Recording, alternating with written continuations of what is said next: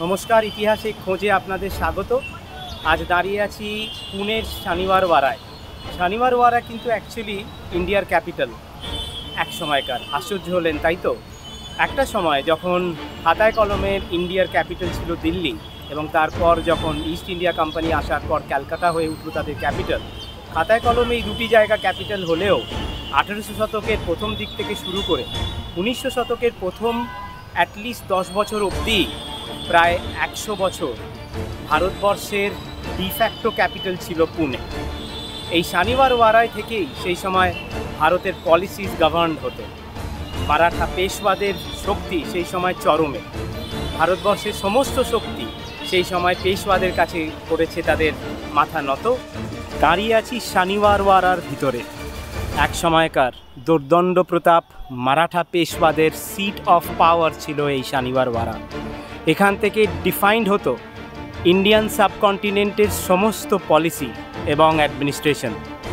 খাতায় কলমে সেই সময় দিল্লির মোগল বাদশাহ শাহ আলম বা তার আগে মোহাম্মদ শাহ, এরা সবাই দিল্লি থেকে রাজত্ব করলেও ভারতবর্ষের ডিফ্যাক্টো ক্যাপিটাল ছিল পুনে। আর এই পুনে শানিওয়ারওয়ারা থেকেই সেই সময় সমস্ত কিছু পলিটিক্স ড্রিভেন হতো, সমস্ত অ্যাডমিনিস্ট্রেশন ড্রিভেন হতো এবং সমস্ত কিছু পলিসি মেকিং হতো এই পুনের শানিওয়ারওয়ারা থেকেই।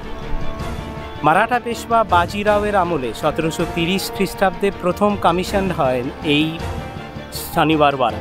তারপর ক্রমশ তার ছেলে বালাজি বাজিরাও এবং তার পরবর্তীকালে বিভিন্ন জেনারেশনের হাত ধরে প্রতাপ প্রতিপত্তিতে আরও বিশাল হয়ে ওঠে এই জায়গার ইম্পর্টেন্স। 1818 খ্রিস্টাব্দে মারাঠা শক্তির পতনের পর আরও 10 বছর পর 1828 খ্রিস্টাব্দে এই শানিওয়ারওয়ারার ভিতরে লাগে এক ভয়ঙ্কর আগুন। সে আগুনটি যে কীরকমভাবে লেগেছিল তা আজ অবধি কেউ বলতে পারে না। তবে সন্দেহ করা হয় এর পেছনে নির্ঘাত ব্রিটিশ ইস্ট ইন্ডিয়া কোম্পানির হাত ছিল। সেই আগুনে জ্বলে পুড়ে ভস্মীভূত হয়ে যায় এই শানিওয়ারওয়ারার ভেতরকার সমস্ত প্যালেস।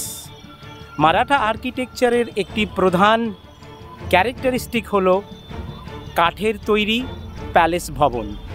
অ্যাজ এ রেজাল্ট সেই ভয়ঙ্কর আগুনে সেই সমস্ত কাঠের দুর্দান্ত প্যালেসেস সব জ্বলে ভস্মীভূত হয়ে যায়।